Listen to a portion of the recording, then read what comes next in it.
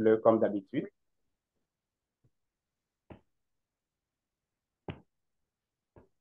Parfait. Est-ce que tout le monde m'entend? Est-ce que le son est bon? Ceux qui sont sur Zoom, ceux qui sont sur Facebook, est-ce que le son est bon? Tout le monde m'entend? Alors, il y a le chat. Vous pouvez écrire dans le chat, je vais facilement le lire. Génial. Si le son est bon, il y a aussi les réactions que vous pouvez faire sur Zoom. Donc, envoyez des pouces comme ça pour me signifier que le son est bon chez vous. Est-ce que c'est correct? Voilà. Merci beaucoup. Merci beaucoup. Alors, tout le monde m'entend correctement? C'est parfait. Génial. Richard. Alors, comme d'habitude, je suis très content de vous retrouver aujourd'hui. Encore une fois, nous sommes en train de faire une série de formations, une série de webinaires, de coaching. Et je suis sûr que ceux qui ont commencé avec nous sont déjà en train de voir les choses que nous proposons, les choses que nous faisons. Et la dernière fois, nous avons fait une conférence extraordinaire. Merci à tous ceux qui étaient présents. Merci à ceux qui ont partagé, ont fait de leur mieux pour que nous puissions atteindre le nombre que nous étions la dernière fois. Euh, Merci beaucoup à toutes ces personnes. Aujourd'hui, nous avons une thématique très intéressante. Ce serait une discussion, un conte, si je peux le dire, mais je vais prier Dieu de pouvoir m'aider à pouvoir donner le meilleur afin que on puisse repartir ici encore rempli, encore grandi. La thématique que nous sommes en train d'aborder aujourd'hui a rapport un peu avec la chrétienté. Et des gens m'ont posé la question à savoir pourquoi, David, tu as opté pour une conférence en utilisant un personnage biblique. Alors, cette question, c'est pas une seule personne ou deux personnes qui me l'ont posée, plusieurs personnes me l'ont posée. Et je me suis dit, OK, je vais profiter en même temps pour répondre à ça lors du live. Euh, vous allez voir que dans le planning, les conférences que nous avons faites, il y a des conférences très techniques où nous sommes là pour renforcer nos compétences en leadership. Nous sommes là pour renforcer nos compétences en gestion de relations humaines, en intelligence émotionnelle, en développement personnel. Mais une fois dans ma conférence, j'ai parlé du développement holistique du leader.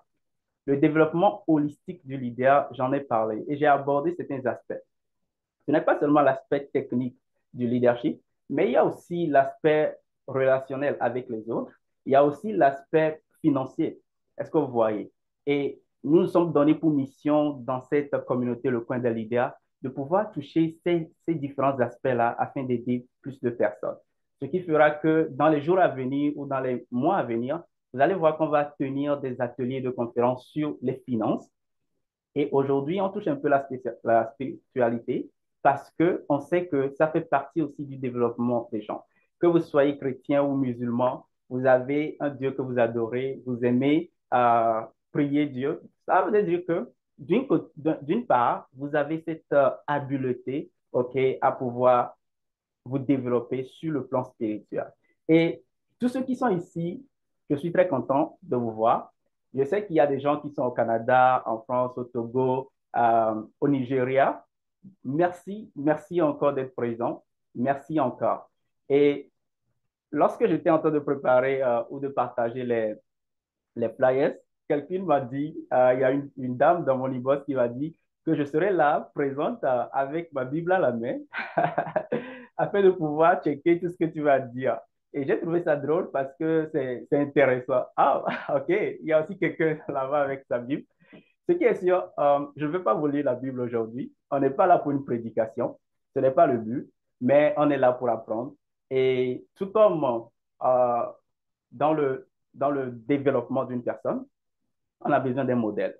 Pour devenir un grand leader, pour devenir un leader inspirant, on a besoin de s'inspirer des gens qui ont déjà vécu, des gens qui ont laissé des traces. On dit souvent que le succès laisse toujours des traces.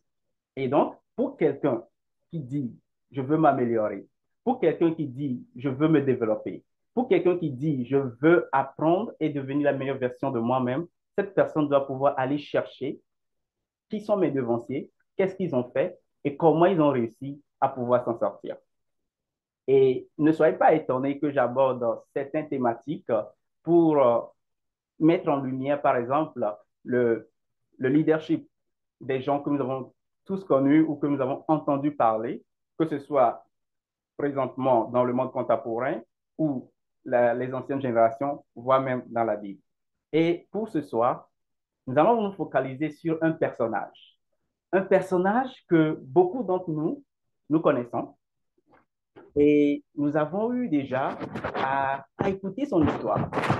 Et donc, nous allons parler du leadership d'Élie, les leçons de vie que nous pouvons tirer de ce personnage. Élie, pour ceux qui le savent dans la Bible, c'était un homme très influent. C'était un homme d'une grande ampleur. C'était un pion dans la main de Dieu que Dieu avait utilisé très puissamment pour faire des miracles, pour faire des prodiges. Et on ne peut pas parler d'Élie sans parler de quelqu'un qui a fait tomber le feu sur la terre. On ne peut pas parler d'Élie sans parler de ses succès, sans parler de tout ce qu'il avait fait pour impacter Israël à l'époque. Jusqu'à aujourd'hui, on entend encore parler d'Élie. Ça voudrait dire qu'il a pu faire quelque chose qui a marqué l'histoire.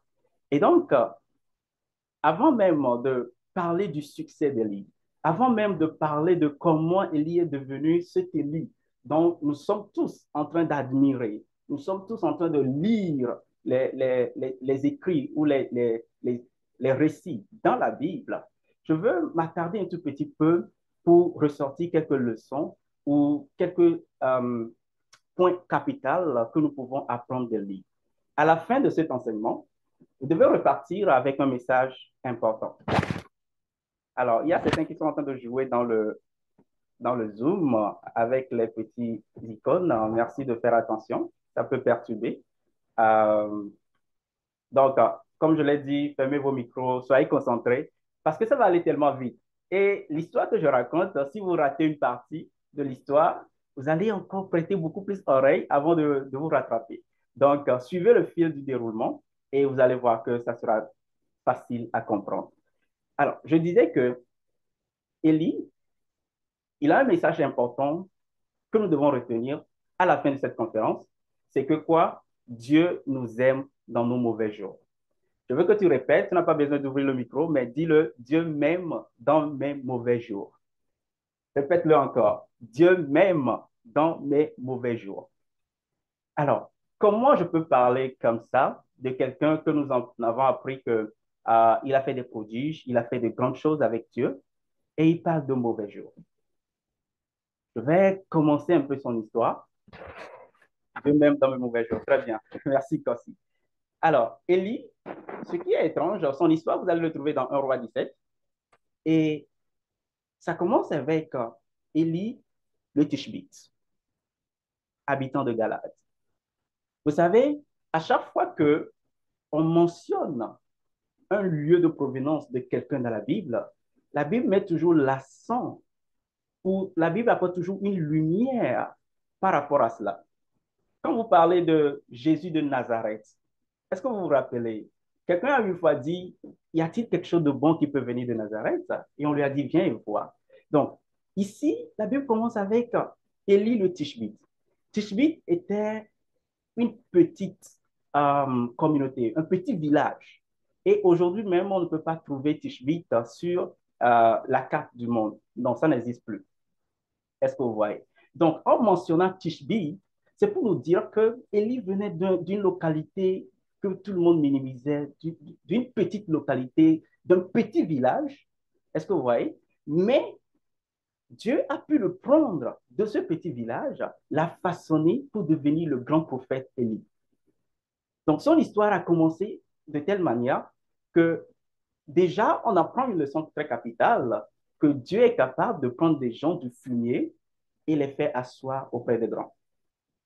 Et donc, en disant Élie le Tishbite, et si nous essayons de trouver où est-ce que se trouve Tishbite à l'époque, dans cette région, on verra que Tishbite était tellement petit, une petite communauté, un petit village. Mais c'est de là que venait Élie. C'est de là qu'il a commencé à faire toute la différence. Maintenant, à l'époque, il y avait un roi nommé Achab. Et ce roi régnait sur Israël. Et ce roi Achab était très mauvais. Ce roi Achab, la Bible nous dit que lui, il a fait des choses pires que ses pères. Vous allez le trouver dans 1 roi 16 à partir du verset 30, que lui, il a fait des choses pires que ses pères jusqu'à il a irrité Dieu. Donc, parmi les rois qui avaient existé avant lui, Achab, était le plus mesquin. C'est lui qui a touché, c'est lui qui a réussi à énerver Dieu, en fait. Pourquoi? Parce que c'est à son époque qu'il a introduit l'adoration de Baal. OK? Et ça, Dieu n'a pas du tout aimé, Dieu n'a pas du tout apprécié. Et là, Dieu a commencé par chercher quelqu'un parce qu'il voulait appliquer un jugement. Dieu a commencé par regarder un petit peu qui est-ce que je peux envoyer. Et là, naturellement, il avait un joueur clé à sa portée. Et c'était Élie. Et donc, supposons que vous venez d'une petite communauté, vous venez d'un petit village. Et Dieu vous envoie à aller parler à votre président, au chef de la communauté, pour lui donner un message important.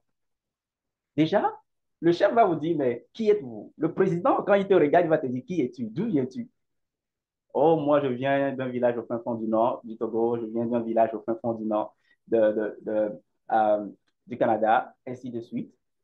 Mais le roi va se demander, quelle audace tu as pour venir me parler? Est-ce que tu es un grand pasteur? Est-ce que tu as un doctorat? Est-ce que tu as ça? Est-ce que tu as ça? Est-ce que tu as ça? Voilà les questions qu'on va te poser pour pouvoir tester un peu ta légitimité à parler à un roi. Est-ce que tu vois? Et donc, c'était dans ce contexte-là que Dieu appelle Élie et lui dit, j'ai un message important à te faire, à parvenir au roi. Je veux que tu ailles adresser ce message-là. Et ici, on attend Élie qui n'a pas du tout discuté l'ordre de Dieu et il a pris son courage à deux mains pour aller.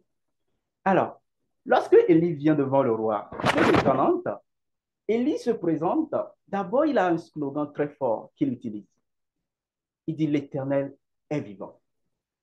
Alors, Élie, il sait très bien que devant le roi, il n'a pas cette possibilité de venir parler de son propre opinion. Il ne peut pas venir dire ce que lui-même veut, mais quand il vient, il se présente comme serviteur du Dieu vivant. Alors, la tâche la plus difficile qu'a Élie, c'est de pouvoir démontrer que les petits dieux qui étaient à l'époque n'étaient pas vivants, c'était des faux dieux. Et lui, son Dieu, est le seul Dieu qui était vivant. Et donc, quand il mentionne que l'Éternel est vivant, ça voudrait dire qu'il établit le cadre, en fait. Je viens parler au nom d'un Dieu qui est vivant et non d'un Dieu qui est mort. Et je suis son serviteur. Alors, ça revient à la question que j'ai posée tantôt. Quand on vous pose la question, mais avec quel droit, de quel droit tu te pointes devant le roi ou devant le président pour lui parler ainsi? Et donc ici, Élie avait cette légitimité parce qu'il était serviteur de Dieu.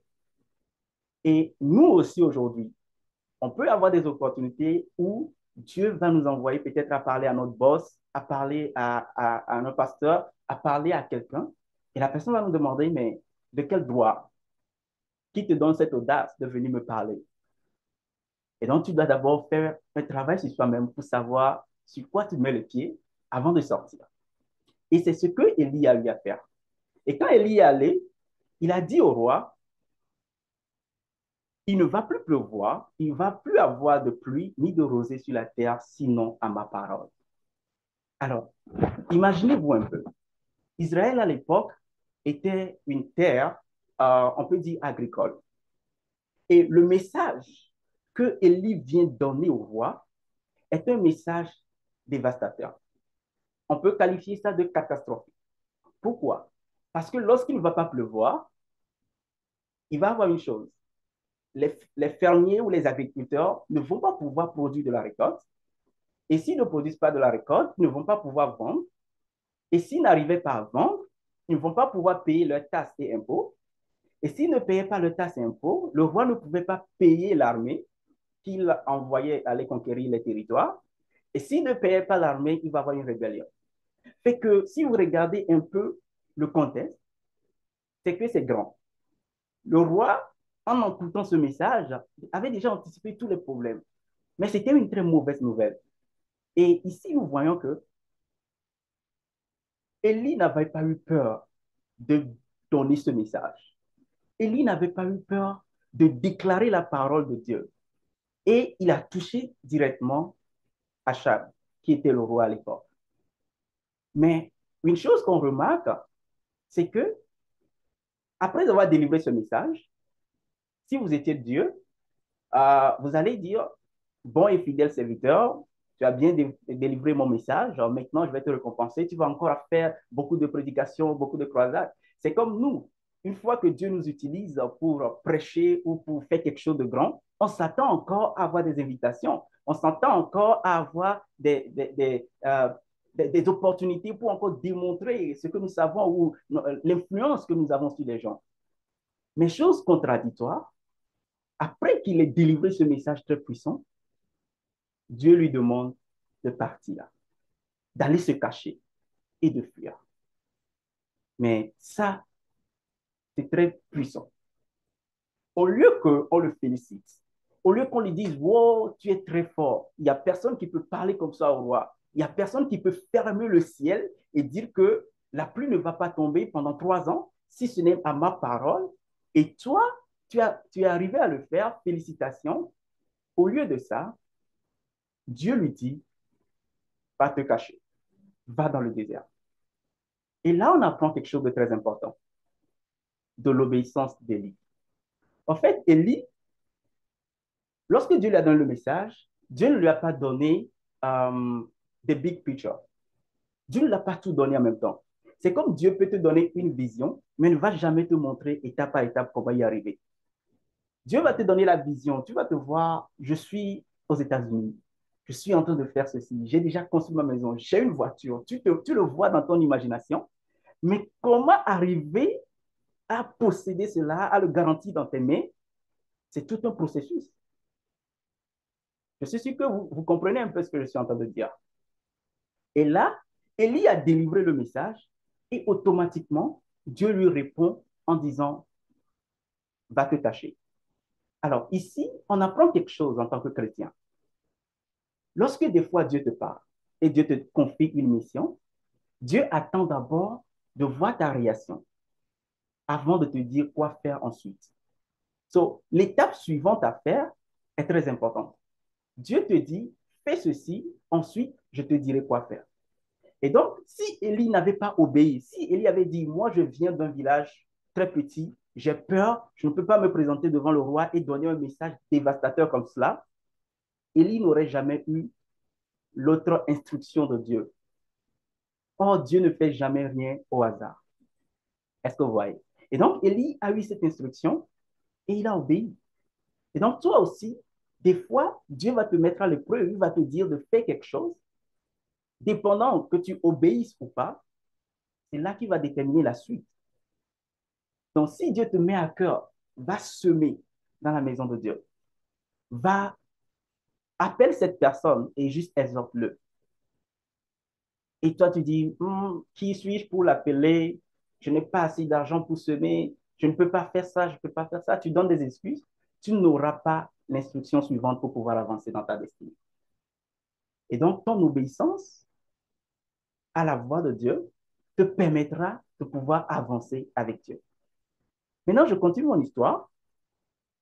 Et ici, je disais que c'était contradictoire parce que Élie, après avoir délivré ce message, s'attendait à ce que Dieu puisse le féliciter. Mais non, Dieu l'a envoyé dans le désert. Et certaines fois, on pense que le désert ou aller dans l'isolement, aller euh, et s'éloigner de tout le monde constitue une punition. Non. Certaines fois, ça peut être à cause du péché, mais d'autres fois, c'est parce que Dieu même veut nous raffiner. C'est parce que Dieu sait que en te mettant dans un désert, en te mettant un peu dans l'isolation, tu vas pouvoir éloigner la distraction de toi. Parce que quand tu es dans le désert, tu es concentré, tu n'as pas de distraction. Il y a pas des gens qui t'appellent de venir faire des ministrations. Il n'y a pas des gens qui t'appellent à venir causer, à discuter. Et donc, les distractions sont réduites. Ensuite, tu peux écouter de Dieu. Lorsque tu traverses le désert, Lorsque tu penses que la situation est difficile, lorsque tu vois que les choses sont compliquées, à partir de ce moment, tu peux être ouvert à écouter le Dieu. Et c'est dans ces moments que Élie a pu aussi apprendre à dépendre de Dieu. Alors ici, je vais beaucoup mettre l'accent sur ça parce que Dieu, pour une mission spéciale qu'il a préparée pour Élie, il a dû l'envoyer dans le désert. N'oubliez pas, Élie était un grand prédicateur. Élie était quelqu'un d'influent. Il ne dit pas quelque chose et la chose n'arrive pas. Ça, c'est bon. La prédication, c'est cool. Il était top dedans. Mais Dieu voulait l'enseigner certaines choses. Dieu lui a donné un message. Je ferme le ciel, mais à un moment donné, la pluie va revenir. Mais pour que toi, tu puisses redéclencher cela, il faut que je t'amène à passer par un processus. Et c'est dans ça que Élie est rentré. Et donc, lorsque Élie est parti, il est allé dans le désert. Et nous-mêmes, des fois, lorsqu'on traverse des moments compliqués, on se blâme, on se dit, mais pourquoi ça m'arrive et pourquoi, alors qu'on ne sait pas que c'est dans ces moments que Dieu veut nous raffiner, c'est dans ces moments que Dieu veut nous préparer pour quelque chose de grand. Si vous suivez mon histoire, vous allez voir comment Dieu a préparé Élie pour un seul jour.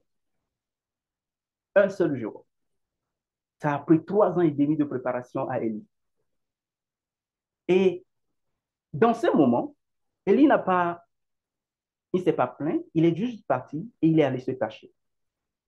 Maintenant, pendant ce temps, Dieu voulait apprendre une leçon très importante à Élie. Et vu qu'il est parti se cacher et qu'il a annoncé la sécheresse, les choses ont commencé par être difficiles. Les choses ont commencé par être difficiles. Et là, Dieu décide de surprendre Élie. Et qu'est-ce qu'il fait? Il envoie des corbeaux le nourrir tous les jours. D'abord, Dieu l'amène dans un lieu éloigné, près du torrent de Kérit. Et là, Dieu le met près d'une source d'eau. Ça, c'est bon. Maintenant, Dieu décide d'envoyer des corbeaux le nourrir tous les jours, 2 fois par jour. Les corbeaux lui apportaient du pain et de la viande. Et donc, ici, c'est quelque chose de très intéressant parce que Élie, en ce moment, était en train d'apprendre comment dépendre de Dieu. Il était en train d'apprendre comment vivre et dépendre de Dieu. Et une leçon capitale qu'il a réussi à apprendre, c'est que Dieu est toujours en temps, au bon moment. Le timing de Dieu est toujours correct. Et donc, Élie avait appris que à pareille heure, à tel instant, les corbeaux vont venir matin et soir m'apporter de la nourriture. Et ça, c'est très important pour la suite de notre histoire. Élie devait apprendre que je dois patienter et quand j'invoque Dieu, Dieu me répond. Là, il est en train de faire l'expérience de la providence divine. C'était bizarre que Dieu puisse utiliser des oiseaux pour venir apporter de la nourriture, mais à l'époque, Élie a dû apprendre. Et là, ça nous amène aussi à comprendre que des fois, lorsque nous sommes dans le désert, Dieu peut utiliser n'importe quoi de n'importe quelle manière pour pouvoir nous surprendre. Dieu peut utiliser n'importe qui de n'importe quelle manière pour pouvoir subvenir à notre besoin. Et nous devons apprendre à lui faire confiance. Et lorsque l'histoire continue, vous allez voir que Élie était resté là-bas pendant un moment. Et arrivé un moment, l'eau qu'il buvait a commencé par baisser. A commencé par baisser. Imaginez-vous, je me réveille tout le matin, les corbeaux m'apportent à manger, on m'apporte de la viande, on m'apporte du pain, je mange bien et j'ai un torrent d'eau à côté et je puise de l'eau et je bois. Et tous les jours, je fais comme ça jusqu'à un moment que, il ne pleuvait plus, l'eau a commencé par baisser. Le niveau de l'eau a commencé par diminuer, à diminuer, à diminuer. Mais Élie devait se dire, mais comment je vais faire? Qu'est-ce que je vais faire? Je peux manger, mais si je ne bois pas, ce n'est pas du tout bon pour moi. Ça me rappelle un peu lorsque nous étions enfants. Je pense qu'à l'époque, on n'avait pas encore l'eau du robinet à la maison. Et donc, on allait au marigot puiser de l'eau et venir verser aux Canaries. Maintenant, je me rappelle qu'une fois, ma mère m'envoyait aller puiser de l'eau pour préparer et tout. Donc, dans la journée, je puisais de l'eau, je puisais de l'eau, je puisais de l'eau. Et à chaque fois qu'on m'envoie, je voyais qu'en puisant de l'eau, le niveau de l'eau baisse dans le Canari. Je ne sais pas si vous vous rappelez. L'eau baisse, l'eau baisse, l'eau baisse, l'eau baisse, jusqu'à un certain moment, il n'y a plus d'eau. Et c'est là que tu cries à maman, maman, il n'y a plus d'eau, et maman te donne de l'argent pour aller encore puiser de l'eau. Est-ce que vous voyez un peu? Et donc, Dieu devait apprendre à Élie comment arriver à pouvoir dépendre de lui. Et donc, naturellement, Élie devait s'inquiéter. Mais ce qui est surprenant, c'est que après que l'eau est finie, ça a donné un signal. Et Dieu lui dit maintenant, le lieu où tu es, tu ne dois plus rester là-bas. Je veux que tu quittes. J'ai ordonné à une veuve de te nourrir. C'est là où ça devient encore intéressant. Regardez un peu, un grand pasteur, un grand leader qui traverse un moment difficile. Et Dieu veut l'envoyer chez quelqu'un pour pouvoir se faire nourrir. Et naturellement, en tant qu'homme, tu vas dire, je veux que Dieu m'envoie vers quelqu'un qui a des moyens. Je veux que Dieu m'envoie vers quelqu'un qui peut m'aider. Mais non, Dieu l'envoie vers une pauvre, et cette pauvre était encore une veuve avec un enfant.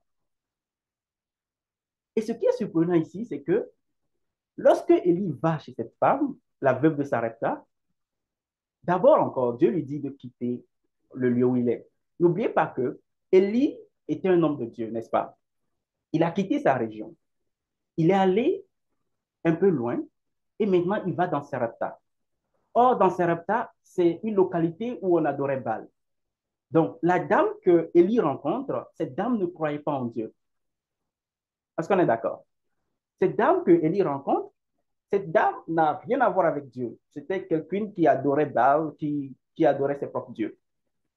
Mais Élie rencontre cette dame-là et lui dit, fais-moi à manger.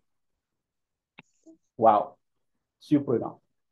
Et la dame dit quelque chose de très, très, très poignant. La dame dit que je n'ai rien à te donner. Actuellement, ce que j'ai, c'est un peu de farine et puis d'huile que je vais cuire et avec mon fils, on va manger et après quoi, on va mourir de faim. Parce que la sécheresse faisait tellement ravage. Il n'y avait pas de récolte, il n'y avait pas de nourriture. Et donc, ça affectait toutes les communautés. Mais Dieu dit à Élie, c'est là-bas que je t'envoie, va manger.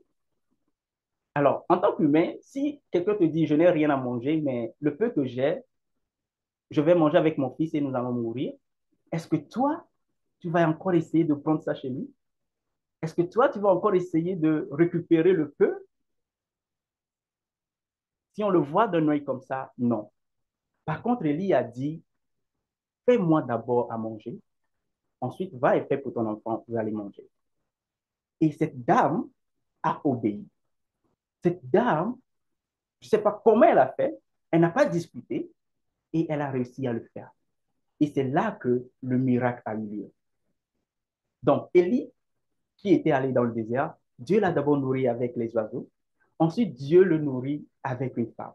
Et lorsque la femme a réussi à faire le main, là maintenant, Élie a prophétisé. Élie a dit, parce que tu as fait ça, il ne va plus jamais manquer de farine dans ton pot et l'huile ne va plus jamais manquer dans ton vase. Donc, pendant toute la sécheresse, toi, tu vas avoir de la nourriture. Tu vas manger à ta faim. Ça, c'était un miracle extraordinaire. Quelqu'un qui était sur le point de mourir, quelqu'un qui était sur le point de finir avec sa vie, tu vas et tu annonces ce que Dieu te dit d'annoncer. Et tu redonnes la vie à cette personne. Là, ça devient encore plus intéressant. Parce que plus tard, nous allons comprendre quelque chose, c'est que cette dame-là, à cause de son geste de foi, a réussi à avoir un gros miracle en plus. Et donc, puisque Dieu a décidé que c'est cette veuve qui doit nourrir Élie, Dieu a fait le miracle. Et donc, cette dame-là voyait le miracle tous les jours. Elle mangeait à sa faim, etc., etc. Et donc, maintenant que cette dame a réussi à faire ça, Élie est resté avec la dame. Et je suppose qu'en tant que prédicateur, si vous demandez à Élie à cette époque, Élie, ton ministère, comment ça va? Il m'a dit bien. Actuellement, j'ai un ministère. Tu as combien de personnes? J'ai deux personnes. J'ai une dame qui ne croit pas encore en Dieu, à qui je prie, à qui je prêche, et j'ai son fils. Est-ce que vous voyez? Donc, si vous étiez à l'époque d'Élie, vous allez vous moquer d'Élie. Que toi, un grand prophète, toi, un grand leader, tu n'as que deux personnes qui te suivent, tu n'as que deux personnes en live en train de te regarder. Mais qu'est-ce que c'est? N'oublions pas, Élie était en train de passer par un processus.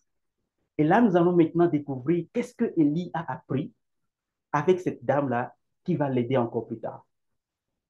Et donc, arrivé un moment, Élie est resté avec la dame, ils ont fait tout, Élie lui prêchait, mais la dame ne s'inquiétait pas trop. Arrivé un moment, le fils de la dame est décédé. C'est bizarre. Si j'étais Dieu, ce que j'allais faire, c'est de donner beaucoup plus de santé au fils. C'est de l'énergiser pour que Élie puisse être encore content et partager la parole de Dieu. Mais non, quelque chose de dramatique arrive. Et là, ça me fait penser à quelque chose. Imaginez que vous êtes croyant et que vous prêchez à quelqu'un. Et après, l'état de la personne se détériore. La personne essaie de rentrer dans la foi chrétienne, la personne essaie de vous écouter, de croire en Dieu et tout. Et après, un malheur frappe rapidement. Et là, la personne se dit, mais qu'est-ce qui se passe? Depuis que j'ai donné ma vie à Dieu, c'est comme si les attaques se multiplient. C'est comme si rien ne va dans ma vie. Ça chamboule seulement. C'est exactement ce qu'Élie avait expérimenté. Élie avait prêché à cette dame, il vivait avec la dame, et le fils de la dame est mort. Et on vient voir Élie. Élie dit, waouh, ok, t'inquiète pas, je vais faire quelque chose. Alors, ici, une leçon importante que j'apprends aussi, c'est que quoi? Il aurait fallu que le malheur arrive pour que Élie puisse apprendre comment prier. Élie est monté dans la chambre où l'enfant était couché, le corps de l'enfant était couché, et Élie a commencé, il s'est couché sur l'enfant et il a prié à Dieu, Dieu, que l'esprit de cet enfant revienne dans son corps. Première prière, il a fait, il s'est relevé, rien ne se passe. Il fait ça une deuxième fois, il tombe et il se couche sur l'enfant, il se relève encore, rien ne se passe. Et là, une troisième fois, il se couche encore, il se relève et le miracle est lieu. Le miracle est lieu. Et là, l'enfant revient à la vie. L'esprit de l'enfant revient en lui. Et il lui dit, femme, voici ton fils. Et c'est en ce moment que la femme a pu déclarer, aujourd'hui, je reconnais que tu es un vrai homme de Dieu et que ton Dieu est vivant. Donc, pendant tout ce temps que je te prêchais, parce que tu étais dans le miracle, parce que tu étais dans l'abondance, tu ne savais pas que mon Dieu était un Dieu vivant. Et là, il aurait fallu que tu perdes ton enfant, que tu perdes ta ressource, que tu perdes un être qui est cher pour toi, avant de reconnaître la grandeur de Dieu. Et là, c'est le deuxième miracle. L'enfant a été ressuscité. Ça, c'est étonnant. Mais dans ça, Dieu voulait enseigner quelque chose à Élie. Dieu voulait dire à Élie, Élie, tu es un grand prédicateur, mais tu n'es pas un grand prieur. Élie savait prêcher, Élie savait donner des sermons, les gens pouvaient l'écouter, il avait une influence, mais côté prière, Élie devait apprendre à intercéder dans la prière. Voilà le mot, intercéder dans la prière. Et Élie a dû faire la prière 3 fois. Et nous verrons que ça sera utile lorsqu'il va invoquer l'eau de retombée. Est-ce que vous voyez? Donc, tout le processus dans lequel Élie était en train de passer, c'était pour l'enseigner. C'était pour le préparer à un jour spectaculaire. Et Élie a dû apprendre sa leçon dans le tas. Et ça, nous sommes à la fin du chapitre 7. Hein. Nous allons rentrer dans le chapitre 8. Et là, maintenant, des fois, ça nous arrive aussi. Dieu veut qu'on apprenne à intercéder dans la prière. Certaines fois, on demande des choses à Dieu. Dieu est capable de nous le donner au premier abord, mais parce qu'il sait que on doit apprendre de la situation, il patiente. Il voit comment nous allons réagir. Et ça arrive à beaucoup de leaders. Beaucoup de leaders, ils arrivent à un tournant de leur vie où ils ont besoin d'intercéder, ils ont besoin d'insister et de ne pas abandonner. Mais ils ne le font pas. Imaginez si Élie avait abandonné à la première prière et il dit, désolé madame, votre fils est mort, je ne peux rien. Imaginez si la deuxième fois qu'il est monté sur l'enfant, il est redescendu et il a dit, je suis désolé, Dieu ne peut pas faire, donc voilà. Déjà, sa crédibilité allait descendre. Et le miracle que Dieu voulait faire, il n'allait pas pouvoir le faire. Et en tant que leader, lorsqu'on traverse des moments difficiles, c'est bien beau. Des fois, ça nous prend d'abandonner. Des fois, ça nous prend de baisser les bras, de tout abandonner. Mais qu'est-ce qui aurait passé s'il y avait abandonné? On n'aurait pas entendu la résurrection. Est-ce que dans la Bible, vous avez déjà vu quelqu'un a été ressuscité avant le livre d'Élie, avant le livre des rois? Si vous en connaissez, dites-le moi, je vais aller vérifier. Est-ce qu'il y avait eu la résurrection avant, avant Élie? Moi, je ne me rappelle pas quand même. Mais là, c'est là qu'on voit que un enfant mort pourrait être ressuscité. Et ça prouvait encore une fois combien Dieu est grand, des miracles qu'il pouvait se faire. Mais il aurait fallu qu'un malheur arrive pour que Dieu démontre sa magnificence. Est-ce que vous voyez? Maintenant, ça nous amène dans le chapitre 18, où Élie a maintenant passé par le processus. Il a appris. Ça lui a pris 3 ans et demi pour savoir, je dois dépendre de Dieu, je dois prier et intercéder dans la prière. Et là maintenant, Élie retourne. Dieu lui dit maintenant, retourne auprès du roi Achab et va encore délivrer mon message. Avec son audace, avec son autorité, avec toute sa confiance en lui, il retourne encore et il appelle le roi. Il dit, Achab, aujourd'hui, je veux vous démontrer que mon Dieu est vivant. Je veux vous démontrer que le Dieu que moi je sers vaut plus que les petits dieux que vous servez. N'oubliez pas, c'est l'expérience qui parle ici. Élie a dû passer par ces étapes pour avoir l'expérience que Dieu répondra à ses prières. Sa confiance en lui a augmenté avant qu'il se présente encore une fois devant le roi. Et là maintenant, il demande au roi, rassemble-moi tous tes prophètes. Et à l'époque, il y avait près de 850 prophètes de Baal. Et Élie les a rassemblés. Il a dit, aujourd'hui, devant tout Israël, je veux démontrer ou je veux vous prouver que les dieux que vous vous servez ne sont que des faux dieux et seul mon Dieu est vrai. Et le test que nous allons faire, c'est que chacun d'entre nous va invoquer son Dieu. Et le Dieu qui va répondre par le feu sera le Dieu qu'on va adorer dorénavant. Waouh! Ça encore, c'est un défi, c'est un challenge. C'est comme si toi, tu vas devant ton président et tu lui dis un défi. Tu te passes comme plus intelligent que tous ses ministres. Tu passes comme plus intelligent que tout son staff. Et tu le défies en challenge. Imaginez un peu ce niveau de confiance que Élie avait en Dieu avant de pouvoir délivrer ce tel message.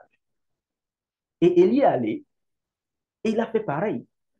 Alors le roi a rassemblé tous ses prophètes et ils ont bâti un hôtel. Sur l'hôtel, ils ont mis un gros taureau et ils ont dit maintenant, je vais vous donner d'abord la place. Prophète de Baal, vous êtes 850, commencez par invoquer votre Dieu. Et si votre Dieu répond par le feu, moi j'abandonne.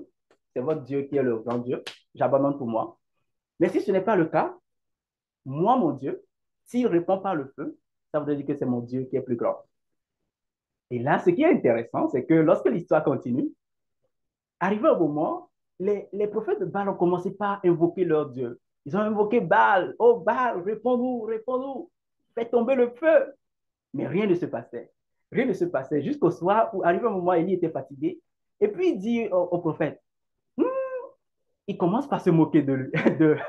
Il dit, et c'est comme si votre Dieu est en train de dormir. Criez encore plus fort pour qu'il puisse se réveiller et vous répondre par le feu. Quel niveau d'audace, quel niveau de, comment je peux dire ça, de confiance, de moquerie aussi. Et Élie se moquait aussi d'eux. Mais quelque chose de surprenant est arrivé. Les prophètes de Baal, lorsque Élie les a poussés, déclenchés comme cela, ils sont entrés dans une nouvelle dimension. Et ça, beaucoup de gens peuvent le comprendre dans le monde spirituel. C'est que ces prophètes ont commencé par maintenant se faire du mal. Ils ont commencé par se déchirer la peau, de sorte que le sang puisse couler.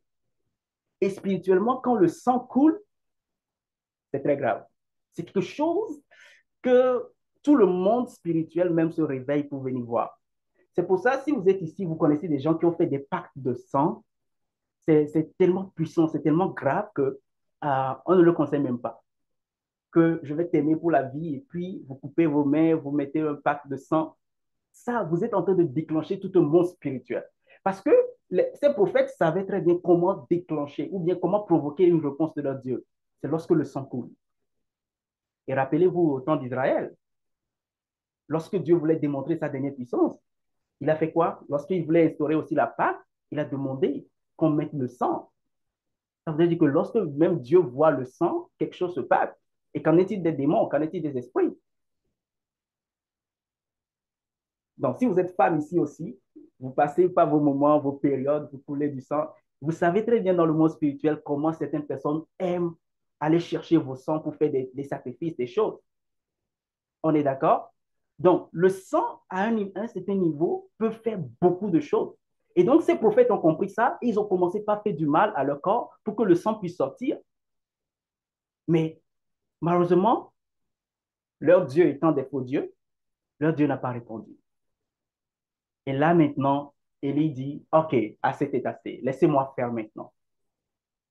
Et Élie a dû refaire l'autel, remettre 12 pierres, et puis Élie a déposé l'holocauste. Mais il a fait encore quelque chose de surprenant. Il dit, pour vous prouver que mon Dieu est vraiment un vrai Dieu, versez de l'eau sur l'autel. Et ils ont versé de l'eau, ils ont versé de l'eau.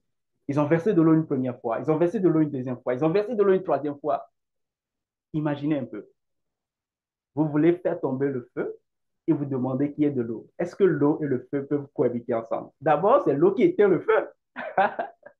Et Élie a mis tellement la barre haute que, après ça, comme ça, personne ne peut plus douter, quoi. Et il a réussi à le faire. Et quand il a réussi à le faire, il a dit simplement, Seigneur, une petite prière. N'oubliez pas qu'il a déjà passé 3 ans et demi à apprendre à dépendre de Dieu. Il sait que Dieu est toujours à l'heure. Et puis en plus, Dieu répond à ses prières. Et il a fait la petite prière qui soit. Israël voit aujourd'hui que tu es le vrai Dieu. Et automatiquement, le feu est descendu du ciel. Et non seulement le feu a consumé l'Holocauste, mais l'eau aussi était embrasée par le feu. Et c'était spectaculaire. Et déjà ça vient encore renforcer l'influence d'Élie à l'époque. Élie rentrait dans l'histoire à cause du fait qu'il est l'homme qui a pu fermer le ciel et il n'y a pas eu de pluie. Et ensuite, à cause de ce jour, euh, il a fait tomber le feu sur la terre. C'était extraordinaire. Mais n'oubliez pas, avant que Dieu puisse t'utiliser à faire un miracle extraordinaire comme ça, tu dois passer par l'école de préparation. Avant de devenir ce leader d'impact, ce leader influent que tout le monde va reconnaître, tu dois passer par l'étape de préparation. Élie avait deux personnes qui prêchaient. Élie avait deux personnes avec qui il s'exerçait, la femme et son enfant. Il a passé par cette étape-là. Il a fait des miracles avec eux. Il a vu, il a appris à faire confiance en Dieu.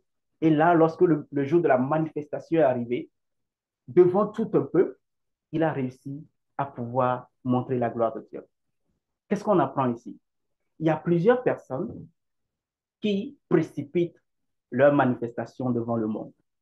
Certaines fois, tu as besoin encore de rester dans le secret et de prier et de faire les expériences qu'il faut avant de pouvoir te manifester. Parce que early manifestation is equal to death.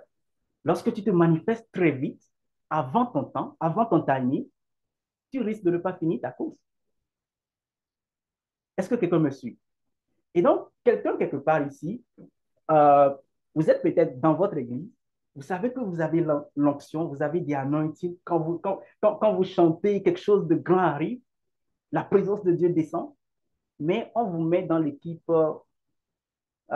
visuelle ou dans les surveillants ou dans l'accueil.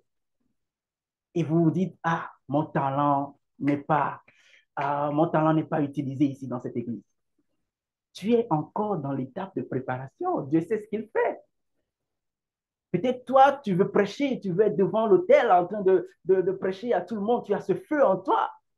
Mais tu dois passer par l'étape de préparation parce que le jour où tu seras devant le monde et que les yeux vont te voir, les gens ne vont pas dire d'où est-ce que tu viens, ils veulent voir le miracle. Ils veulent voir ce qui va se passer quand tu parles. Mais tu n'étais pas préparé, tu as sauté les classes. Tu n'as pas eu la confirmation que Dieu te répond à telle heure, tu n'as pas appris à écouter Dieu. Et là, tu sautes dans le vide, tu veux que les gens te voient, tu fais le one-man show. Et certaines fois, pour certains projets qui doivent avoir un certain impact dans le futur, Dieu prend toujours soin de préparer sa vaisselle, de préparer son instrument. Et vous allez voir souvent pour les femmes, l'exemple est visible. Tu ne tombes pas enceinte aujourd'hui et le lendemain, tu donnes naissance. Non, l'enfant doit passer par des processus. L'enfant doit grandir dans ton ventre, passer 9 mois avant de sortir. Et ça, c'est très puissant. Ça nous montre comment, avec Dieu, il fait toutes choses en son temps. Et il suit une chronologie. Il n'est jamais en retard, mais il suit une chronologie. L'histoire d'Élie continue. Ce qui est intéressant ici, c'est que il était venu pour débloquer la pluie, pour que la pluie tombe. Mais il a d'abord fait un miracle, il a fait tomber le feu. Ensuite de ça, il dit maintenant au roi, maintenant, je vais débloquer le ciel. Vous avez passé 3 ans et demi dans la sécheresse. Vous avez maintenant vu que mon Dieu est grand. Alors je vais débloquer le ciel pour que la pluie puisse tomber. Et là encore, rentre la préparation d'Élie. Élie est monté sur la montagne, il a mis sa tête entre ses genoux et il a commencé par prier. Et il a prié une fois, il a demandé à son serviteur, va voir qu'est-ce qu'il y a à l'horizon. Son serviteur est allé et il n'a rien vu. N'oubliez pas, Élie avait déjà l'expérience. Il sait qu'il a évoqué Dieu 3 fois avant que le miracle ait eu lieu. Et donc, Élie a continué encore. Il a fait la deuxième fois, il a fait la troisième fois, il a fait la quatrième fois. Rien ne se passe. Cinquième fois, rien ne se passe. Sixième fois, rien ne se passe. Et c'est à la septième fois que le serviteur vient de dire, Élie, euh, je vois un petit nuage qui est formé et c'est comme la peau de ma main. Un petit nuage. Et Élie dit, OK, si tu vois un petit nuage, c'est que Dieu a déjà exaucé ma prière. Ça, c'est wonderful. Dieu a déjà exaucé ma prière. Et il dit maintenant, va dire au roi de courir rapidement, aller à la maison, parce qu'il y a une grande pluie qui s'annonce. Est-ce que vous voyez? Élie n'avait pas encore vu la pluie, hein? Il a juste vu un petit ingrédient, un petit nuage qui se formait. Et il savait qu'il va avoir une grande pluie. Alors, qu'est-ce que cela nous enseigne aujourd'hui? Quand vous êtes en train de prier, vous demandez quelque chose à Dieu. Certaines fois, vous n'avez pas besoin de voir que Dieu l'a fait en totalité avant de déclarer votre victoire. Le peu que vous voyez doit vous amener à proclamer déjà votre victoire. Est-ce que vous comprenez? Vous priez pour avoir un boulot, vous priez pour avoir une opportunité, et là, Dieu vous met en contact avec quelqu'un qui vous envoie un lien de postuler. C'est peut-être la réponse à la prière. Et qu'est-ce que vous faites? Vous postulez et vous commencez par proclamer votre victoire. Vous êtes à la recherche d'un travail, vous cherchez, vous priez une première fois, ça ne marche pas, vous cherchez, vous continuez par chercher. Élie nous a appris à persévérer. Vous persévérez et là, on dit seulement, on recherche quelqu'un ici. Déjà, quand tu entends ça et que ça correspond à ton profil, tu dois commencer par sourire parce qu'il y a de fortes chances qu'une grande pluie tombe sur toi. Est-ce que vous voyez? Et c'est ce qui est arrivé. Et il y a quelque chose de surprenant encore que j'apprends ici, c'est que Élie a dit au roi, dépêche-toi, cours, va dans ton royaume, parce que la pluie arrive et je ne veux pas que tu sois stocké dans la boue. Et le roi est parti avec son char. Mais Dieu nous dit que l'Esprit de Dieu est tombé sur Élie. Élie a couru et il a dépassé même le roi. Ça, c'est très puissant. Et ça, je l'ai appris dans le monde anglophone. God is the God of speed.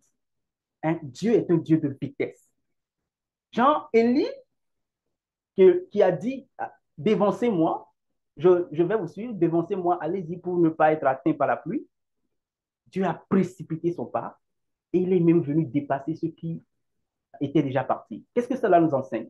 Cela nous enseigne que Arrivé à un certain moment dans notre vie, on peut voir que les autres sont en train d'évoluer. On peut voir que les autres sont en train d'impacter. On peut voir en tant que leader que certains leaders ont beaucoup plus d'impact. Les gens les écoutent, les gens le font truc là, alors que nous, on est encore stagnants. Nous, on est encore là et on dépend de Dieu. On est dans la patience pour Dieu. N'oubliez pas, lorsque Dieu veut vous précipiter, ce sera extraordinaire. Vous allez même dépasser ceux qui étaient en avant de vous. Et là, pour ceux qui sont en train d'attendre le mariage, par exemple, ils voient toutes leurs copines se marier, font le bling, bling, bling, bling. Je veux vous rassurer.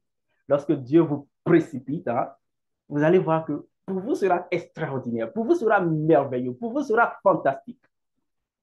Est-ce que vous voyez? Mais il faut attendre le timing de Dieu. Parce que Élie a attendu que l'Esprit descende sur lui pour qu'il puisse continuer.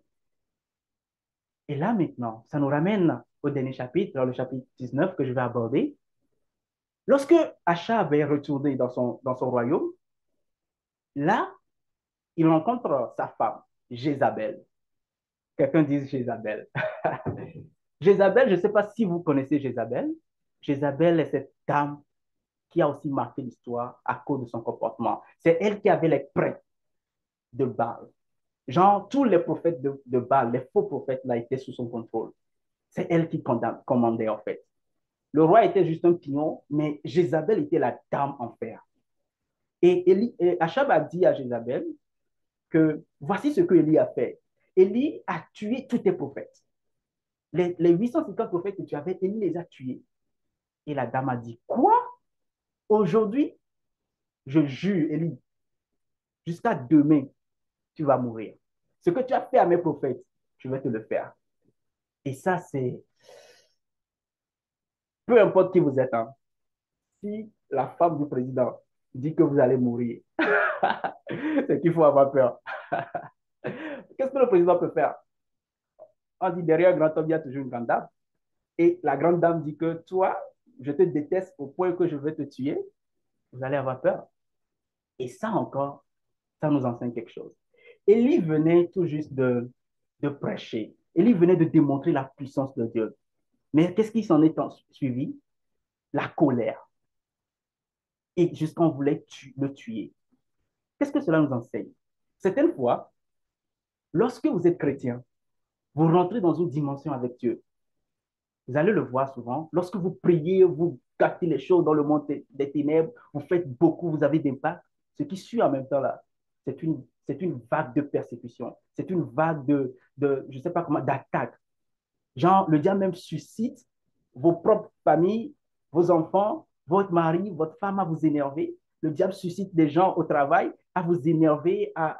Le diable suscite même votre boss à vous parler mal. Vous vous sentez attaqué de tous côtés. Mais vous allez vous dire, Dieu, je viens de passer un moment extraordinaire dans ta présence. Je viens de démontrer que tu es grand. Pourquoi est-ce que je reçois toutes ces vagues d'insultes? Pourquoi est-ce que les gens s'attaquent à moi? Et là, ça nous enseigne encore quelque chose. Nous sommes humains. Et il y a certaines choses, c'est normal que ça nous affecte. Et c'est ce qui est arrivé à Élie. Et Élie a dû encore fuir dans le désert. Waouh! Le grand prophète fuit une seconde fois dans le désert. Et la chose extraordinaire, Élie était découragé. Élie a fui avec son serviteur et ils ont marché très loin. Arrivé à Beersheba, il dit à son serviteur, reste ici, moi je quitte. Il dit à son serviteur, je ne continue plus. Je laisse ma casquette. Je suis découragé. Je suis déçu de Dieu. Dieu qui a pu faire descendre le feu, comment il ne peut pas me protéger contre une dame? Comment une simple dame peut me menacer jusqu'à ce que je vais avoir peur comme ça à ma propre vie? Et là, Élie était découragé. Et ce que je vois ici en tant que leader, il va arriver à des moments où vous serez découragé et cela va même affecter les gens de votre équipe.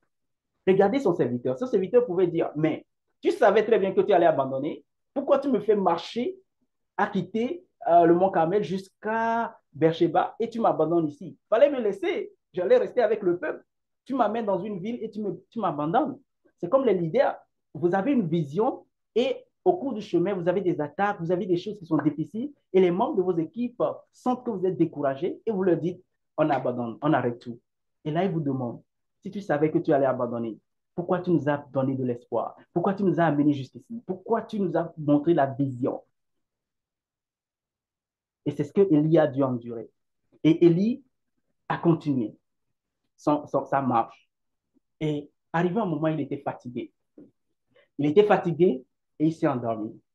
Alors, ça aussi, ça nous montre que le côté humain d'Élie, il faut le respecter. Il a beaucoup marché et il est fatigué.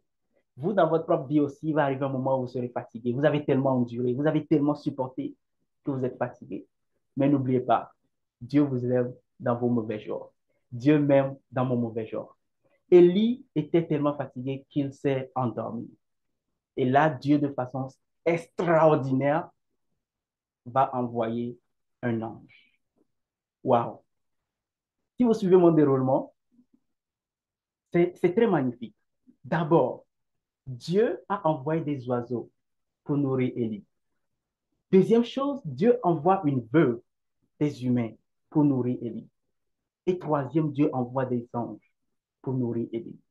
Vous voyez un peu la progression? Élie ne savait pas qu'il était en train de grandir. Hein. Élie ne savait pas qu'il était en train d'évoluer. C'est une fois, ce ne sont pas les hommes qui vont intervenir pour vous pour débloquer la situation, ce sont des anges. Rappelez-vous de Pierre, Paul et, comment dire, Paul et Silas dans la prison, lorsqu'ils commençaient par adorer. Rappelez-vous même de Pierre dans la prison, un ange a descendu, il a réveillé, il a dit sort, parce que l'église était en train de prier. Et Dieu a envoyé un ange pour le réveiller et lui dit sors de la prison. Tu as encore quelque chose à faire. Et donc, à un certain niveau de la marche, ce sont des anges maintenant qui viennent vous servir. Rappelez-vous de Jésus.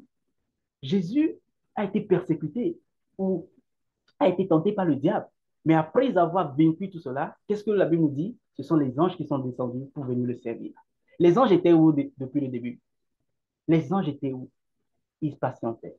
Ils voulaient voir. Qu'est-ce qui allait arriver? Est-ce que vous voyez?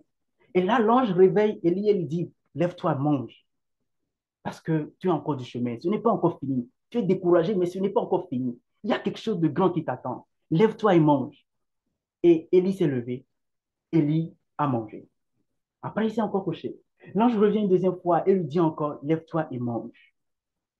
Et là, quelque chose de surprenant est arrivé. La nourriture que l'ange lui a donnée a permis à Élie de pouvoir marcher pendant 40 jours et 40 nuits encore. Chose extraordinaire. Est-ce que ça vous rappelle quelque chose?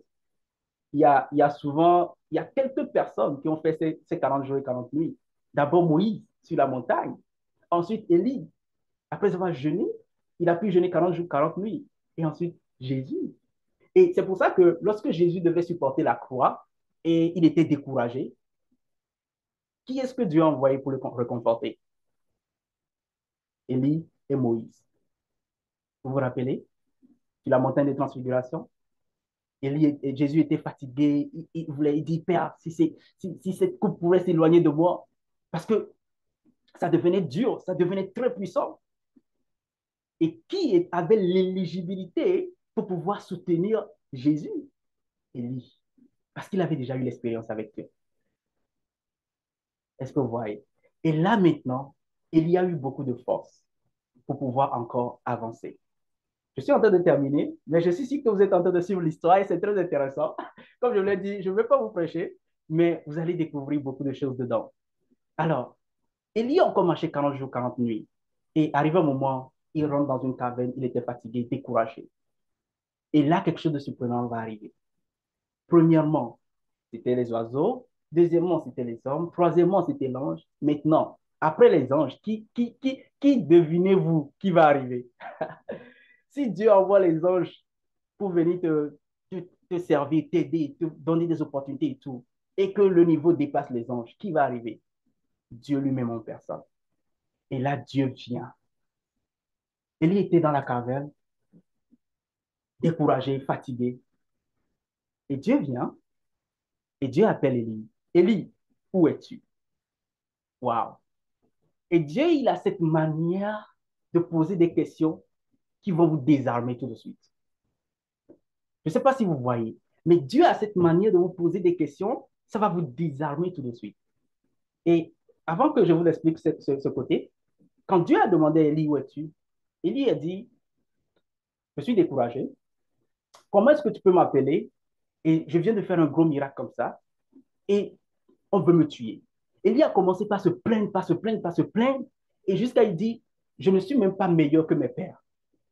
Je suis le seul qui est resté. Tout le monde est mort. Je suis le seul prophète qui est resté. Waouh, waouh, Élie, si tu savais la mentalité de Dieu. La Bible dit que autant les cieux sont éloignés de la terre, autant mes pensées sont éloignées des vôtres. Les voix de Dieu ne sont pas nos voix. Élie pensait qu'il était le seul qui était resté. Mais vous allez découvrir plus tard que non. Lorsque tu penses que tu es le seul grand leader, que aujourd'hui c'est ton tour, tout le monde te voit, tu fais le buzz, tu es l'influenceur et tu dis c'est moi seul. Dieu veut te dire calm down. Je prépare toujours des gens. Genre, je peux même susciter des pierres pour m'adorer, quoi. Calm down. Et là, Dieu lui pose la question, qu'est-ce que tu fais ici, Élie? Et ça me rappelle un peu comment Dieu a posé la question d'abord à Adam. Au début, Dieu a posé la question à Adam, Adam, où es-tu? Et Adam, quand on lui a posé cette question, Adam dit, j'ai entendu ta voix et je suis allé me cacher. Déjà, cette question a remis en cause ce que Adam avait fait. Dieu vient, il pose la même question à Caïn. Il dit, Caïn, où est ton frère? Vous voyez comment Dieu pose les questions? Caïn, où est ton frère? Et là, Caïn s'énerve, il dit, est-ce que je suis le gardien de mon frère? Pourquoi tu me poses telle question? Les questions de Dieu sont tellement faciles à vous désarmer, en fait. Et quand on voit un peu avec Jésus, Jésus a dit, qui dites-vous que je suis? Et là, les disciples ont répondu, et Pierre a donné la bonne réponse. Et il a dit, ça, cette réponse que tu viens de donner, ça ne vient pas de toi. C'est mon Père même qui te l'a inspiré. Et la même question a été posée à Job. Allez lire Job 38, mes amis, allez lire Job 38. Si vous devez lire un passage aujourd'hui de comment Dieu converse avec les gens, notez Job 38 et lisez-le. Job passait par des moments difficiles, il se plaignait, il faisait tout. Et là, Dieu l'appelle. Il dit, ah bon, tu veux parler avec moi? Ok, Job. Où étais-tu quand j'étais en train de fonder le monde? Où étais-tu quand j'étais en train de délimiter les piliers de ce monde? Où étais-tu quand j'étais en train de dire au soleil, reste là, les astres restent là? Où étais-tu quand je disais au flot de la mer, voici votre porte, ne franchissez pas cette ligne? Où étais-tu, Élie? Et Job, Dieu a posé des questions à Job. Dieu lui a dit, tu penses que tu connais? Attends, je vais t'enseigner. Où étais-tu quand je fondais le monde? Où étais-tu? Et Job s'est rendu compte de sa stupidité. Et la même question a été posée à Élie. Élie, que fais-tu ici? Et dans cette même question, Dieu te la pose. Mon cher, qu'est-ce que tu fais? Qu'est-ce que tu fais? Dans ton découragement, qu'est-ce que tu fais? Lorsque tu te sens fatigué, qu'est-ce que tu fais? Pourquoi tu retournes au péché que tu as abandonné alors que je suis là? Je t'ai démontré par une, deux, trois manières que je peux subvenir à tes besoins, que je peux t'aider. Pourquoi tu veux abandonner? Et là maintenant, Élie sort de la caverne et là, Dieu veut lui parler. Et de manière très surprenante, Dieu a fait quelque chose que bon nombre d'entre nous, on doit apprendre. D'abord, Dieu s'est manifesté par quoi? Voyons voir. Il a d'abord commencé par le vent. Dieu s'est manifesté avec le vent. Quand Élie est sorti de la caverne en même temps, il y a eu un grand vent. Et Élie pensait que Dieu était dans le vent. Mais non, Dieu n'était pas dans le vent. Le vent a soufflé, soufflé, soufflé, soufflé. Les choses se sont montées. Et puis, pouf, un calme est arrivé. Ensuite, Dieu se manifeste avec un tremblement de terre. Et donc, le lieu où était Élie a commencé par shaker, par trembler, par trembler.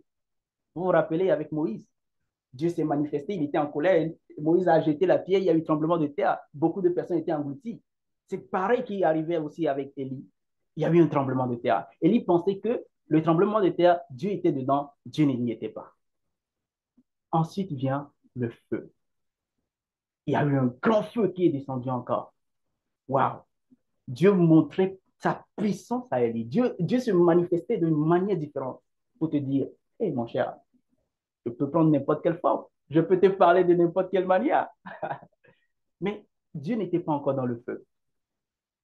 Et enfin, un murmure. Un murmure doux et léger. C'est ça. Et Dieu a parlé à travers ce murmure. Dieu lui a parlé de façon calme ton cœur. Waouh, calme ton cœur. Et Élie il était surpris que Dieu ait fait ça. Pourquoi Dieu s'est manifesté par le feu, par le vent, par le tremblement, et ensuite il me parle par un doux léger murmure. Ça, ça nous enseigne une leçon. Certaines fois, vous penserez que Dieu va crier dans vos oreilles avant de savoir que ça là, ce que vous voulez faire là, ce n'est pas bon. Mais non, Dieu parle toujours par cette petite voix. Une fois, je disais à un ami que la voix de la tentation est très forte, ça crie dans tes oreilles. Mais il y a une petite voix qui te dit, non, ne fais pas ça, je te donne le pouvoir. Tu peux résister, tu ne peux pas être tenté au-delà de ta force. Non, ne fais pas ça. Cette petite voix, c'était l'appel intuition, c'est mon intuition. Vous savez, il y a certaines fois, tu dis, je dois aller quelque part, mais j'ai écouté une voix qui m'a dit, ne sors pas. Et tu n'es pas sorti. Et tu es resté à la maison. Après, plus tard, tu apprends que quelque chose est arrivé. Tu disais, oh, si j'avais été là-bas, moi aussi, je serais tombé. Cette petite voix. C'est comme ça que Dieu a parlé à Élie. Et là, maintenant, dans cette voix, Dieu maintenant lui donne l'étape suivante de sa vie. Vous voyez, Élie a dû passer 40 jours et 40 nuits en jeûnant pour écouter cette voix de Dieu. Jésus, pour commencer son ministère de façon efficace, puissante, a dû jeûner 40 jours et 40 nuits. Moïse, pour avoir l'étape de la loi, 40 jours et 40 nuits. Certains pasteurs ont instauré 40 jours et 40 nuits de jeûne et prière dans leurs églises. Mais ce que je veux vous faire comprendre ici, c'est que pour, pour arriver à comprendre certaines dimensions de Dieu, pour avoir le next level de votre destinée, à certains moments, il faut morfondre la chair et laisser votre esprit réveillé par le jeûne et la prière. Est-ce que vous voyez? Et quand vous faites ça, Dieu va vous parler. Ensuite, Dieu a parlé à Élie et il lui a dit, Élie, ce n'est pas encore fini pour toi. Je, tu étais un grand prédicateur et tu es un grand prédicateur. Maintenant, je t'ai enseigné comment prier et tu as réussi à prier. Tu as appris que tes prières sont puissantes et efficaces. Maintenant, je vais t'envoyer au next level. C'est quoi? Et puis Dieu lui donne les instructions. Il a dit, va en Israël, tu vas une telle personne pour roi. Va en Syrie, tu vas une telle personne pour roi. Et maintenant, va, tu vas trouver un jeune homme, Élisée. Et cette personne, tu vas loindre pour te remplacer comme prophète. Waouh! Si Élie n'était pas passé par tout ce processus, il n'allait pas rentrer dans une nouvelle dimension de sa vie. Ici, maintenant, Élie rentre dans la dimension de mentorat. Élie devait maintenant devenir le mentor de quelqu'un. En tant que leader, au début, tu étais un disciple de quelqu'un. Tu suivais quelqu'un. Et Dieu t'a fait passer par des échelons, pas des échelons, pas des échelons. Et tu as grandi. Tu es devenu un leader. Et là, tu as manifesté, tu as fait des choses. Maintenant, Dieu veut que tu deviennes mentor pour bâtir la nouvelle génération, pour impacter les gens, pour susciter de nouveaux leaders. Et une fois, je l'ai dit dans ma motivation, les grands leaders ne créent pas des disciples, ils créent des leaders.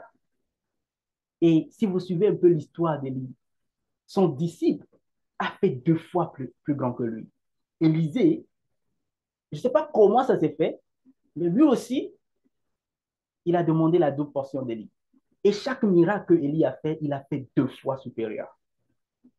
Cool. Vous voyez un peu l'impact? Et donc, Dieu avait amené maintenant Élie à comprendre le mentorat. Et là, Élie avait un disciple qui devait enseigner. Et j'imagine au début, quand il a fait tomber son manteau sur Élisée qui était en train de paître, et Élisée était chaud, il disait, ouh, voilà, voilà, voilà. Et Élie pouvait se voir jeune. avec Élie devait se voir, étant jeune, en regardant Élisée. Il disait, ah, moi aussi j'étais comme ça quand j'étais jeune. Et c'est ça le rôle d'un mentor. Quand il voit un petit en train de se débrouiller, en train de vouloir devenir grand, il disait, oh, je suis passé par là aussi. Ça me rappelle quand j'étais chaud. Ça me rappelle quand je faisais ça, ça, ça. C'est ça le rôle des mentors. Il te montre la voie pour que certaines erreurs, tu ne les commettes plus. Est-ce que tu vois? Et donc, ici, nous allons apprendre beaucoup de leçons. Je vais résumer ça en quelques minutes. Les leçons de leadership qu'on pourrait apprendre. Premièrement, le courage et la conviction de Élie. Élie avait eu le courage d'écouter la voix de Dieu et d'accepter la mission cruciale qu'on lui avait confiée, qui est d'aller défier le roi. La deuxième chose, c'est la foi et la dépendance de Dieu. Élie avait appris à dépendre de Dieu. Sa foi a augmenté. Et là, il a réussi à, à pouvoir impacter positivement les gens autour de lui. Ensuite, on apprend l'humilité et l'honnêteté. Arrivé un moment, Élie s'est humilié. Il a dit, Dieu, j'en ai assez. Je suis dépassé. Je suis faible. Je ne peux pas supporter parce que c'est trop dur. Et en tant que chrétien, ça nous arrive des fois de passer par des moments comme ça, où on dit, c'est trop. Je suis dans l'entrepreneuriat et je n'ai que des dettes. Seigneur, c'est trop. Jusqu'à quand? Mais c'est pas toi qui m'as appelé dans ce business. Pourquoi je ne fais pas d'argent? Pourquoi? Why? Mais ça nous apprend à dépendre de Dieu. On a appris que Dieu est un Dieu de vitesse, mais il ne fait pas ces choses de façon précipitée. Et au moment où il va te précipiter, il va te prendre comme Joseph dans la prison et il te met comme premier ministre. C'est comme ça que Dieu fait ces choses. Il va sauter les étapes en même temps et te mettre quelque part où personne d'autre ne peut plus dire des choses contre toi. Parce que les gens t'auront vu. Les gens ont vu comment tu as bataillé au début. Les gens ont vu comment tu as commencé. Et ils vont dire, nous-mêmes, on met la main à la poitrine que David, on a vu son commencement. Et si aujourd'hui il est là-bas, on sait comment il a commencé. Est-ce que vous voyez? Et donc, on apprend cette humilité, cette honnêteté de Élie. Ensuite, on apprend le mentorat et la succession. Élie devait traverser ces moments pour avoir une idée sur qui allait le succéder. Si Élie n'avait pas fait ça, il n'aurait pas eu Élisée. Mais Dieu l'a aussi dit, tu pensais que tu es le seul, mais j'ai gardé pour moi 7000 hommes qui n'ont pas fléchi devant Baal et que je préservais. Cela veut dire qu'il y a des leaders en herbe qui sont cachés. Cela veut dire qu'il y a des leaders en herbe que Dieu est en train de raffiner, de préparer pour un impact, pour une mission donnée. Et donc, tu n'es pas seul. Il faut seulement que tu te connectes à eux. Il faut seulement que tu te connectes à eux. Il faut que toi, d'abord, tu obéisses et que tu te connectes. Et ensuite, tu verras. Et ces leaders, tu as besoin de devenir leur mentor pour pouvoir leur partager des stratégies, pour pouvoir les aider, pour pouvoir faire un changement qui va durer dans le temps. Est-ce que vous voyez? Et c'est ce que Élie a fait. Et ensuite, on a vu la résilience et la persévérance d'Élie. Élie a surmonté les difficultés, les adversités, et il est resté fidèle à la mission. Il y avait eu le découragement, mais il n'a jamais abandonné. Il y a eu beaucoup de chants. Arrivé au niveau de Élie, il a prêché à deux personnes pendant des années, la veuve de Sarepta et son fils. Mais les choses se sont compliquées. Plus il prêchait, plus la situation se dégradait. Et on pouvait dire, mais Dieu, pourquoi tu fais ça? Tu prêches à quelqu'un, tu penses que Dieu va résoudre tous ses problèmes, et c'est là que ça devient difficile. Et la personne même te dit, est-ce que ton Dieu là vraiment, il est vivant? Jusqu'à ce que la personne expérimente quelque chose qui va lui dire, ouais, je crois que ton Dieu est vivant. C'est maintenant que je comprends que ton Dieu est vivant. Alors pour vous tous qui m'avez écouté aujourd'hui, qui avez pris ce temps à m'entendre, j'espère que j'ai pu apporter une haute perspective de cette histoire de l'île. Plusieurs prédicateurs prêchent, c'est vrai, Élie, un homme de feu, a fait descendre le feu, a fait descendre la pluie. Mais le processus par lequel Élie est passé pour arriver à devenir ce grand prophète, on ne vous le dit pas. Élie a traversé des choses. Élie a été brisé. Son ego a été brisé. Tu finis une grande croisade comme ça et ensuite tu dois fuir pour aller te cacher dans le désert. Tu finis une grande prédication. Les gens sont venus t'écouter, on t'a applaudi, on t'a mis haut. Et ensuite, paf, le malheur t'attaque. Paf, des choses arrivent. Ça te brise. Le moral est cassé. Et tu dis, Dieu, tu es où? C'est ça que Élie a traversé pour devenir ce qu'il est devenu. Et enfin, Élisée. Élisée ici, je voudrais dire tout simplement que chacun d'entre nous, lorsqu'on veut devenir de grands leaders, on doit pouvoir investir dans d'autres personnes. Ce que vous savez, vous pouvez le garder pour vous-même, c'est correct. Mais plus on partage, plus on s'enrichit. Ce que je viens de vous partager tout de suite, je voudrais vous encourager. Allez repartager l'histoire avec les gens. Racontez-leur d'une autre manière ce que vous venez d'apprendre. Est-ce que vous voyez? Et c'est quand vous repartagerez que vous verrez l'impact que cela est en train de faire. Élie, lorsqu'il a fini tout ça, il a fendu le Jourdain en deux et il est parti. Son serviteur Élisée, lorsque, comment dire, Élie a été emporté, Élie n'était pas mort, Dieu l'a emporté au ciel. Élisée, quand il a pris son manteau, il a dit, où est le Dieu d'Élie? Ça veut dire, Élie a vraiment impacté Élisée. Si Élisée pouvait dire, où est le Dieu d'Élie? Il n'a pas dit, Dieu éternel, réponds-moi. Non, il a appelé le Dieu d'Élie. Ça veut dire, le mentorat a réussi. Ça veut dire que l'impact que Élie avait fait a réussi. Et quand il a dit ça, lui aussi, il a traversé, il a frappé le Jourdain en deux. Le Jourdain s'est écarté et il a traversé. Vous voyez un peu? Donc, ce que Dieu vous a permis de faire jusqu'à maintenant, des gens qui sont au-dessous de vous peuvent faire encore plus.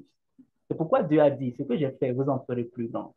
Plus grand, plus grand, plus grand. Pourquoi? Parce que je vous ai investi de pouvoir. Je vous ai investi d'autorité. Tout le monde n'a pas besoin d'être évangéliste. Tout le monde n'a pas besoin d'être, comment dire, prédicateur. Non, tout le monde n'a pas besoin de ça. Mais le corner dans lequel Dieu te place, tu peux être un Élie dans ce corner-là. N'oubliez pas, il y a, je ne me rappelle pas des sphères, mais il y a 7 grandes sphères.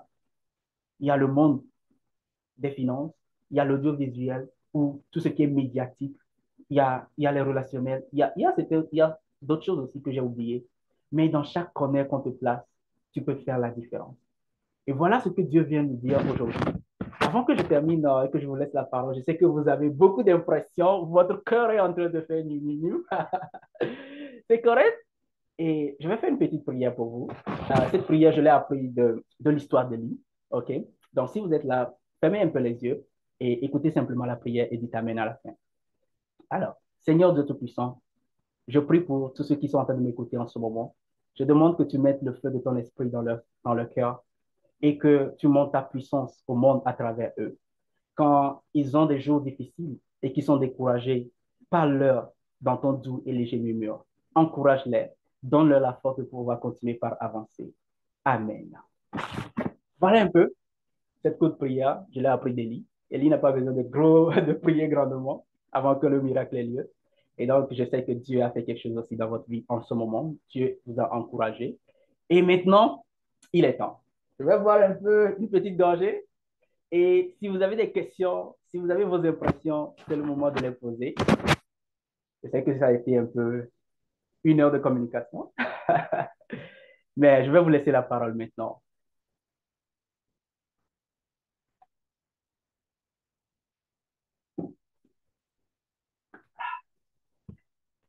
Wow. Alors, mes amis, on est une trentaine sur l'appel en ce moment. Voulez-vous que je vous appelle? Vous pouvez vous démuter et parler, s'il vous plaît. Yves le consul, est-ce que tu es là? Lamboni, voulez-vous que j'appelle vos noms? Doé, Christelle, Esther? Maintenant, vous avez la parole, je veux vous entendre. Qu'est-ce que vous avez reçu? Qu'est-ce que tout ce que je viens de partager vous inspire? Qui est courageux comme Élie pour prendre la première parole? Je sais qu'il y a certains qui m'ont suivi sur Facebook.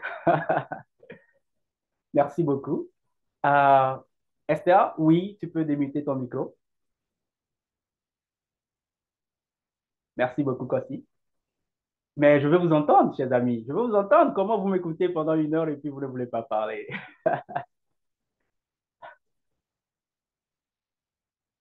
Ouais, Kossi, Kossi, ouais, tu peux prendre la parole, s'il te plaît.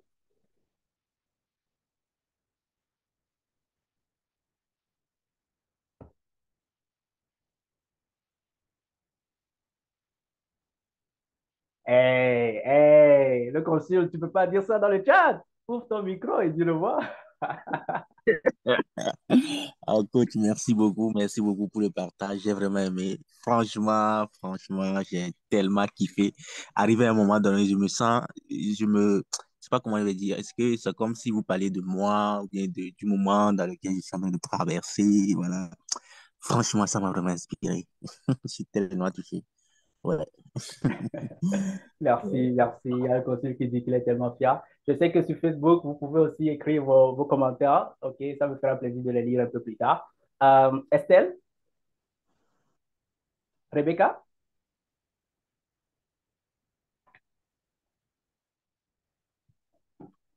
j'avais vu Dominique. Est-ce que Dominique est toujours là? Yeah, Claire.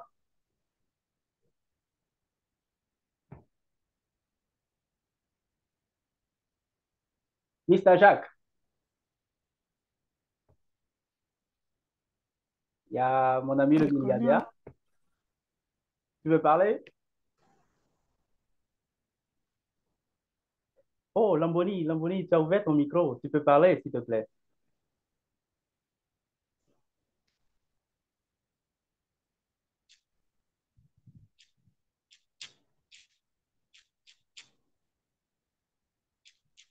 Abraham?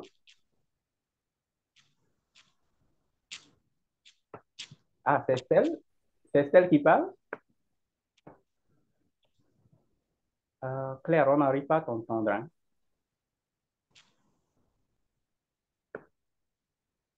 Et salut tout le monde. Oui, C'est bon? salut. Maintenant, on t'entend, oui. Bon, je suis désolée que je n'ai pas pu suivre parce que j'ai eu un peu de connexion. Et ça rentre, ça sort. Donc, bon. Le peu que j'ai écouté, c'est très intéressant. Et puis, merci à coach David de toujours être là pour nous et de nous accompagner. Et j'espère que c'est édifiant pour tout le monde d'entre nous d'ici. Et bon, votre parole était comme un petit miroir dont tout le monde s'est vu dedans. Donc, merci beaucoup à vous.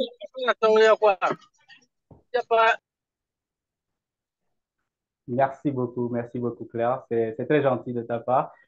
Beaucoup de personnes se sont retrouvées dans le message.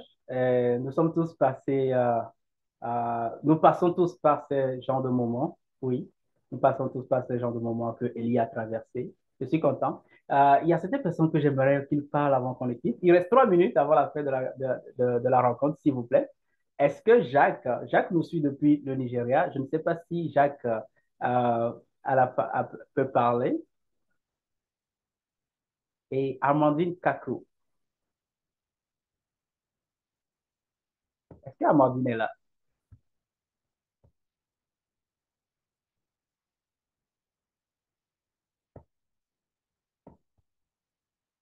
Oui, je suis là, coach.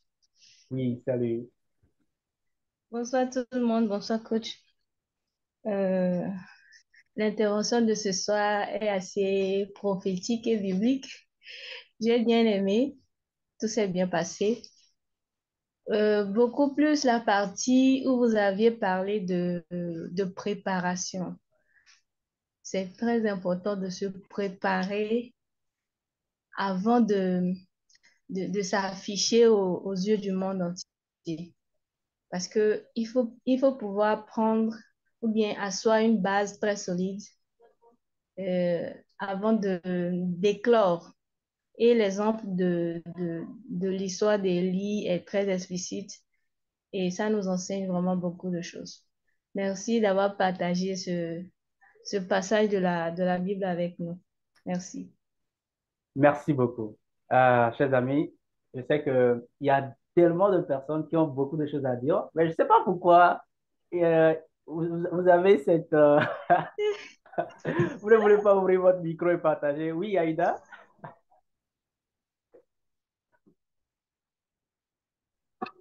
Bonsoir, coach. Bonsoir à tous. Bonsoir. J'espère que vous m'entendez. Oui, parfaitement. D'accord. Tout d'abord, je dirais merci pour la prière que vous avez fait à notre égard. Hmm. Que le Tout-Puissant vous bénisse. Amen. Ma question est celle-ci. Alors qu'on est en pleine épreuve, alors qu'on sent que, voilà, on est vraiment à terre et qu'on est à bout, en fait, et on ne sait plus quoi faire. Et on se dit, est-ce que peut-être Dieu, il nous a abandonnés ou en ce moment précis, quelle est la prière, en fait, qu'on doit diriger vers Dieu? Bon, enfin, qu'on puisse pas dire quelque chose pour offenser Dieu.